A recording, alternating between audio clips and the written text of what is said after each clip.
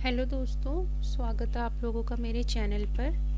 दोस्तों, लास्ट कुछ दिनों से वीडियोस नहीं आ पा रही थी क्योंकि थोड़ा तबीयत ठीक नहीं है। अभी भी आप देख सकते हैं कि आवाज़ बिल्कुल भी सही नहीं आ रही है क्योंकि वायरल कफ कोल्ड चल रहा था, तो इस वजह से आवाज़ बिल्कुल बंद थी। तो मैं जो वीडियोस है वो तो नहीं बना पा रही थी, बट टेलीग्राम में आप सभी को क्वेश्चंस मिल जा रहे थे क्योंकि उसमें सिर्फ टाइप करना है, बोलने की ज़रूरत नहीं थी।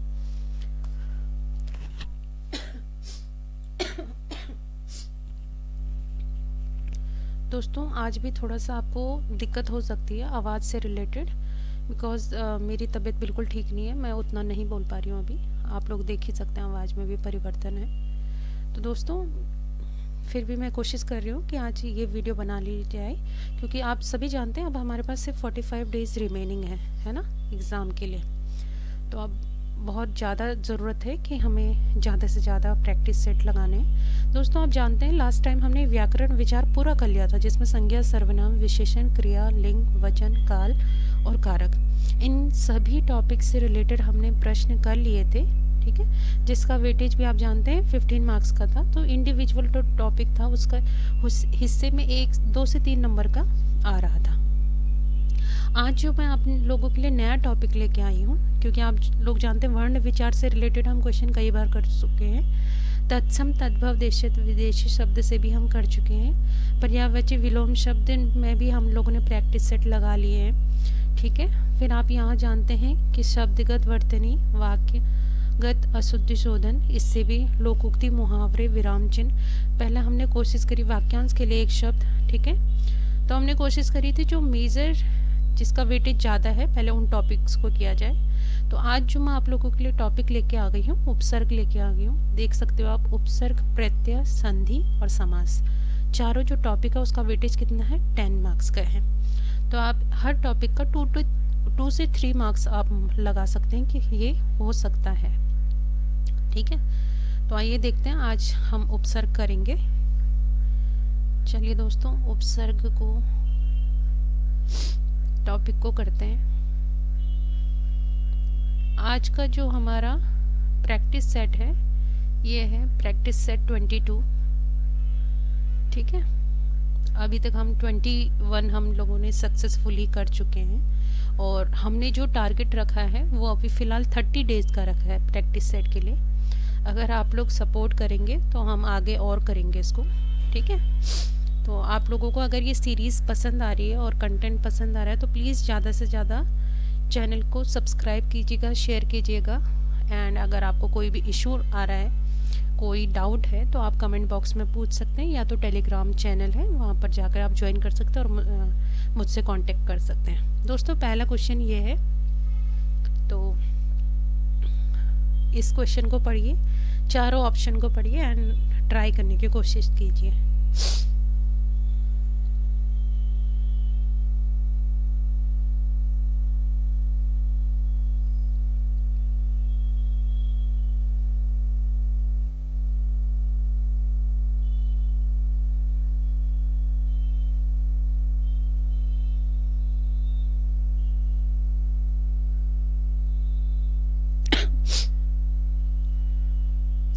दोस्तों, इसमें जो पहला क्वेश्चन है, पहला प्रश्न है, ये है, इसमें पूछा गया है कि उपसर्ग को कहते हैं, मतलब क्या कहते हैं, आप जान सकते हैं। तो यहाँ पर हमें ऑप्शन दिए गए हैं, शब्दांश, वाक्यांश, शब्द और पद।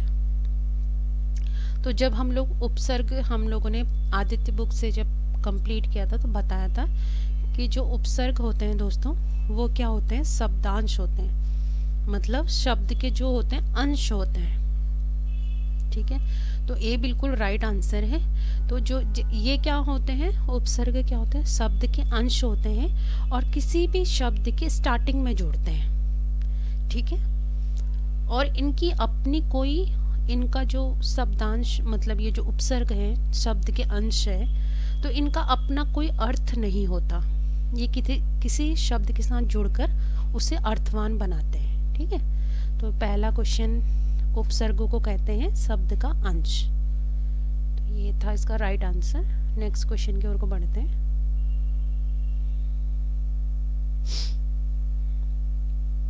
दोस्तों, दोस्तों इस क्वेश्चन को ट्राई कीजिए।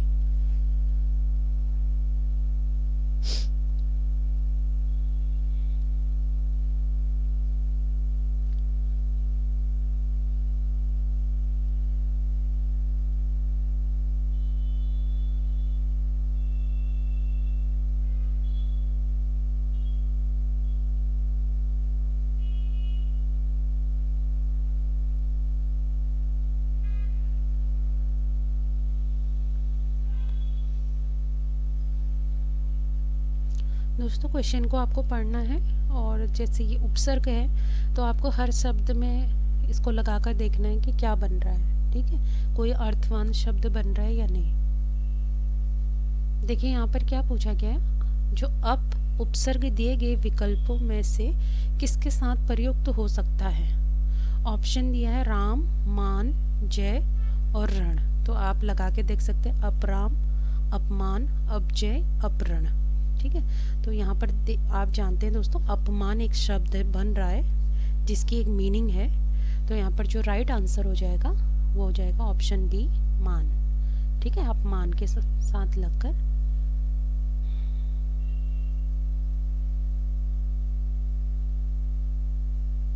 इस क्वेश्चन को ट्राई कीजिए दोस्तों।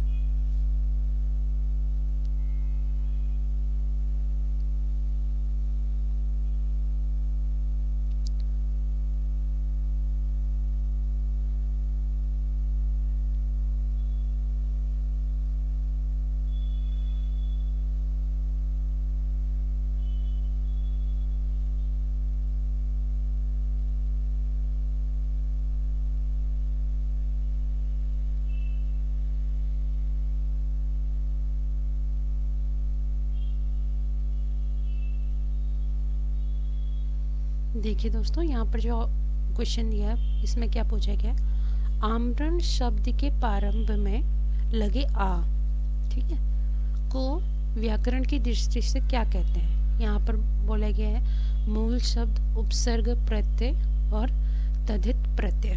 तो आप जानते हैं दोस्तों यहाँ पर आ उपसर्ग लगा है, जो मरड़ में आ लगा है ये क्या है, एक उपसर्ग है। तो ऑप्शन भी बिल्कुल राइट आंसर हो जाएगा। ठीक है, अब बढ़ते हैं नेक्स्ट क्वेश्चन की ओर को। देखिए ये यूकेपीएससी सी सेट में पूछा गया है।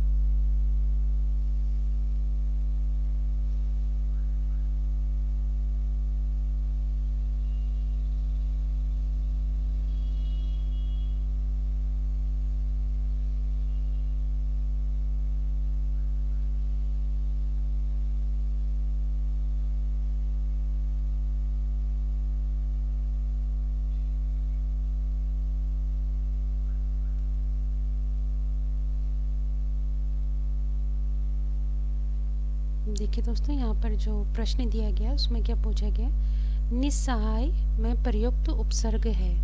ठीक है, ऑप्शन दिया गया है निह, नी, निस, इनमें से कोई नहीं। तो दोस्तों जो निस्सहाय का सही जो उपसर्ग है वो है ऑप्शन ए, निह। ठीक है, ठीक है, और निह का मतलब क्या होता है या अर्थ क्या होता है, बिना। तो निस्सहाय क्या होता है, बिना सहारे के। तो यहाँ पर जो इसका राइट आंसर है आप इसको ऐसा मान सकते हैं कि ये नेह प्लस सहाय है। ठीक है, ठीक है, निस्सहाय। तो यहाँ पर जो ऑप्शन है वो जो राइट ऑप्शन क्या हो जाएगा, ऑप्शन ए। ठीक है, बढ़ते हैं नेक्स्ट क्वेश्चन की ओर को। इसको ट्राई कीजिए दोस्तों।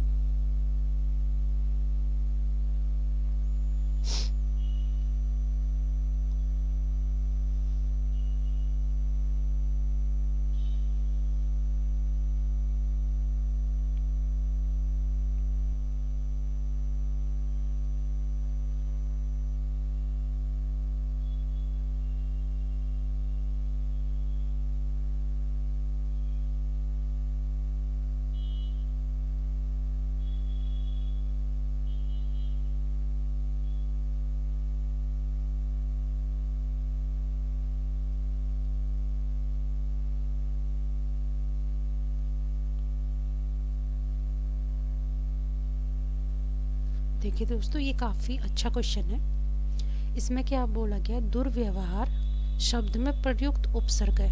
यहाँ पर आपको ऑप्शन दिया गया दुह, वी, अव और उपरोक्त सभी। तो दोस्तों, जो दुर्व्यवहार में है, जो उपसर्ग है, ये भी उपसर्ग आता है, ये भी आता है, ये भी आता है, तो उपरोक्त सभी इसका राइट आंसर है। अब आप पूछेंगे कैसे? जो इसका मूल शब्द है दोस्तों वो है हार। ठीक है, हार जो है मूल शब्द है। बाकी उससे पहले जितने भी लगे हैं वो क्या है, उपसर्ग है, जैसे दु, वी और अव। ठीक है, तो ये इसका ऐसे आप मान सकते हैं कि इसका विच्छेद अगर हम करेंगे दुर्व्यवहार का, तो वो क्या होगा, दुर प्लस वी प्लस अव। ठीक है, ये भी होता है, या तो दुह भी कह सकते हो और वी अव भी बोल सकते हो। ठीक है, ऐसे भी इसका मान सकते हो, दोनों सही है। ठीक है, तो ऑप्शन के हिसाब से हम देखेंगे तो यहाँ पर दोस्तों जो राइट आंसर है वो क्या है, ऑप्शन डी बिल्कुल राइट आंसर है, उपरोक्त सभी।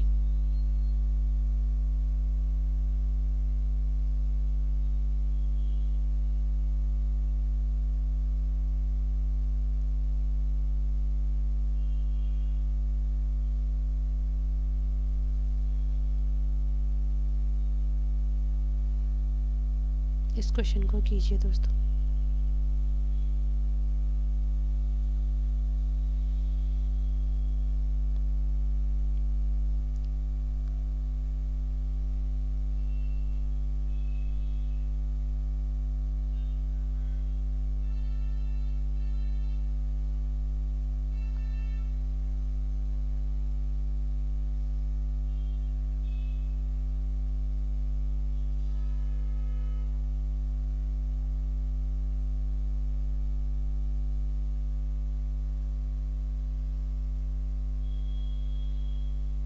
देखिए दोस्तों, ये भी काफ़ी अच्छा क्वेश्चन है। दिए गए वाक्य में एक शब्द रेखांकित है, उस शब्द में प्रयुक्त उपसर्ग किस कोटि का है?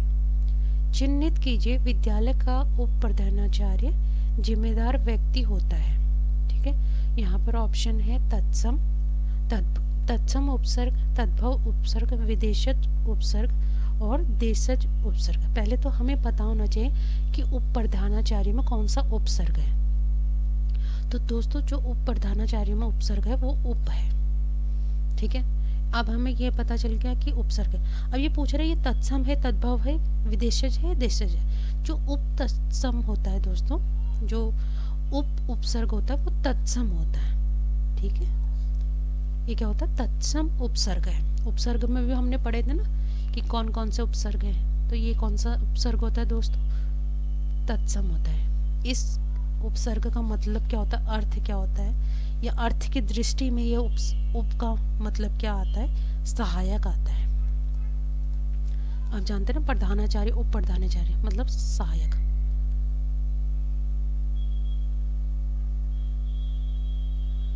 तो दोस्तों, ये ऑप्शन बिल्कुल, ये ऑप्शन बिल्कुल सही है। बढ़ते हैं नेक्स्ट क्वेश्चन की ओर को।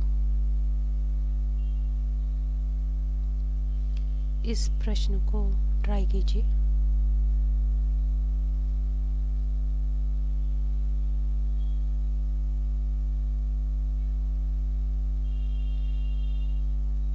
काफ़ी इजी है, आप लोगों को समझ में आ गया होगा। यहाँ पर पूछा गया निर्गुण में कौन सा उपसर्ग है, तो ऑप्शन दिया नी, नित, निर, निग, निध।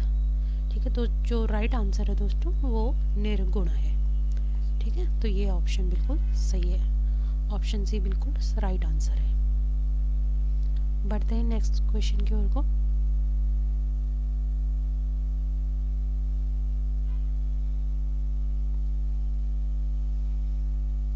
इसको ट्राई कीजिए। ये भी एक अच्छा क्वेश्चन है, इजी है। बस ये है कि कंफ्यूजन के लिए आपको हो सकता है कि थोड़ा बहुत चीजें लगे।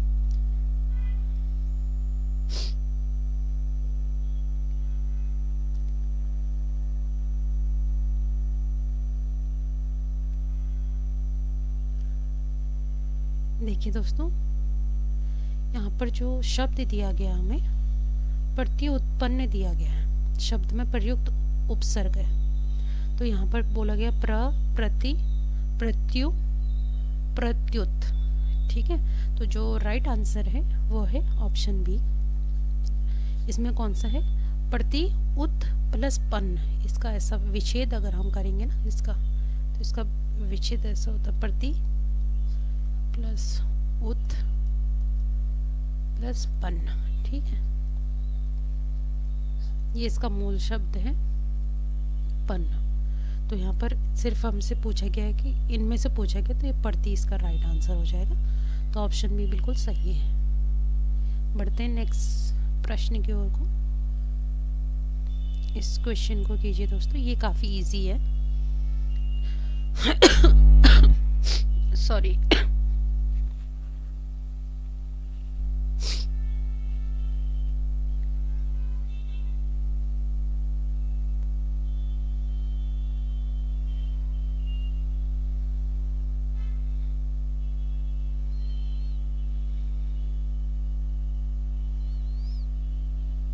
देखिए दोस्तों, इस प्रश्न में पूछा गया है कि उल्लंघन में कौन सा उपसर्ग है। तो यहाँ पर उन, उ, उत, न, उल। तो दोस्तों जो राइट आंसर है वो है ऑप्शन सी, उत जो है इसमें उपसर्ग का इस्तेमाल हुआ गया है। ठीक है, और जो उत उपसर्ग है वो क्या है, तत्सम है। ठीक है, तत्सम उपसर्ग आप इसको बोल सकते हैं। बढ़ते हैं नेक्स्ट प्रश्न की ओर को। ये भी एक इजी क्वेश्चन है दोस्तों।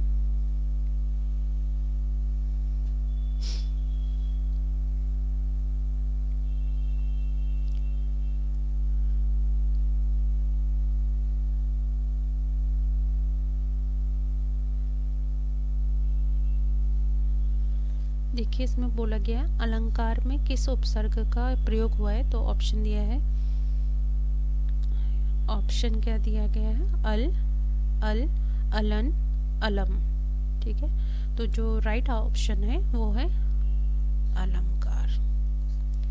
ठीक है, तो अलंकार का क्या होता है, अलम उपसर्ग इसमें इस्तेमाल हुआ है। बढ़ते हैं नेक्स्ट प्रश्न की ओर को। दोस्तों इस प्रश्न को ट्राई कीजिए।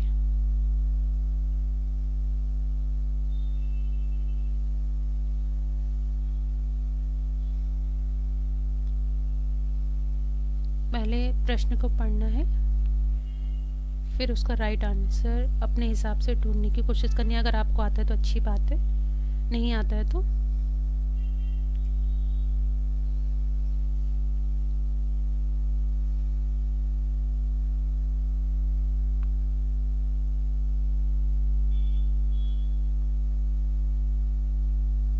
देखिए दोस्तों, ये काफ़ी अच्छा क्वेश्चन है। निम्नलिखित में से किस शब्द में उपसर्ग का प्रयोग नहीं पूछा गया।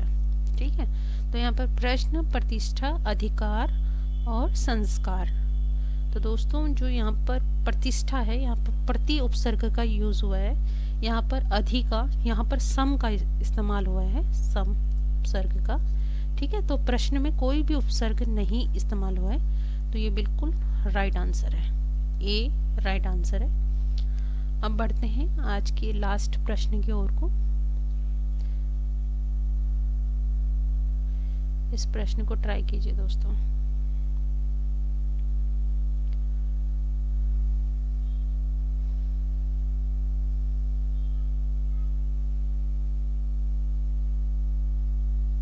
ये भी काफी अच्छा क्वेश्चन है।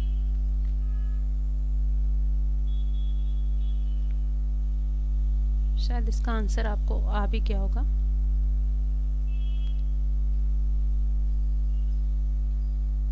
देखिए, बहुत अच्छा क्वेश्चन पूछा गया।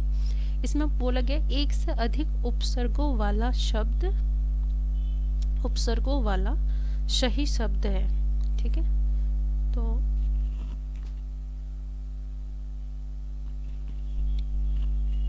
यहाँ पर आप देख सकते हैं पहले में क्या दिया गया है, अंतर आत्मा, फिर भरपूर, संघर्ष और उपाध्यक्ष। ठीक ठीक है, तो दोस्तों जो इसका राइट आंसर है वह है ऑप्शन डी, उप अधियक्ष।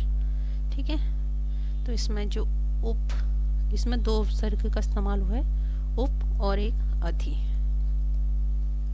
ठीक है, तो दोस्तों बिल्कुल ये जो डी ऑप्शन है ये बिल्कुल राइट आंसर है। दोस्तों अब मैं कोशिश करूँगी कल भी आप लोगों के लिए वीडियोस लेके आऊँ, अब थोड़ा रेगुलर रहने की कोशिश करूँगी, बट मैं अभी आप लोगों को कोई आश्वासन नहीं दे सकती बिकॉज़ आजकल थोड़ा सा तबीयत ठीक नहीं है। तो हो सकता है कि ये जो वीडियोस हैं यहाँ पर मुझे एक्सप्लेन करना पड़ता है और बोलकर बनाना पड़ता है, तो इस वजह से थोड़ा सा इसमें आपको वीडियो हो सकता है कि इरेगुलर हो। ठीक है, वैसे मैं अपनी साइड से पूरी कोशिश करूँगी बिकॉज एग्ज़ाम पास है। आप सभी जानते हैं 23 मार्च को हिंदी का एग्ज़ाम है सभी ब्रांचेस के लिए, है ना, for all branches, all branches Hindi का एग्ज़ाम है। तो दोस्तों अगर आप लोगों को ये सीरीज़ पसंद आ रही है तो प्लीज़ सब्सक्राइब करना, शेयर करना, ठीक है, और लाइक करना। और अगर आपको कोई कमेंट या सजेशन, मतलब कोई सजेशन हो, कोई आइडिया हो, तो आप मुझे कमेंट बॉक्स में भी दे सकते हैं या फिर टेलीग्राम में आप मुझे डायरेक्ट मैसेज कर सकते हैं। ठीक है, and thank you so much cooperate करने के लिए। एंड जो लोग भी मुझे टेलीग्राम में पूछ रहे थे कि वीडियोस क्यों नहीं आ रही, दोस्तों उसका रीज़न यही था, मैंने आपको बताया था कि थोड़ा सा हेल्थ इशू चल रहा है। ठीक है, इसी वजह से वीडियोस नहीं आ पा रही थी। अब मैं कोशिश करूँगी कि वीडियोस रेगुलर आएँ। So thank you so much and बने रहिए मेरे साथ एंड ऑल द बेस्ट दोस्तों, प्रैक्टिस करते रहिएगा। टेलीग्राम में हम लोगों ने 90 डेज़ का टारगेट रखा था, उसमें से हम लोगों ने 74 डेज़ का जो डेली क्विज़ का है वो अचीव कर लिया है। एंड आप सभी जानते हैं कि ओनली 16 डेज़ रिमेनिंग है, तो आई होप वो भी जल्दी कंप्लीट हो जाएगा। तो आप लोग डेली जाकर टेलीग्राम में क्विज़ लगा सकते हैं, जो टेलीग्राम का लिंक है वो आपको कमेंट बॉक्स में मिल जाएगा। ठीक है, थैंक यू सो मच दोस्तों।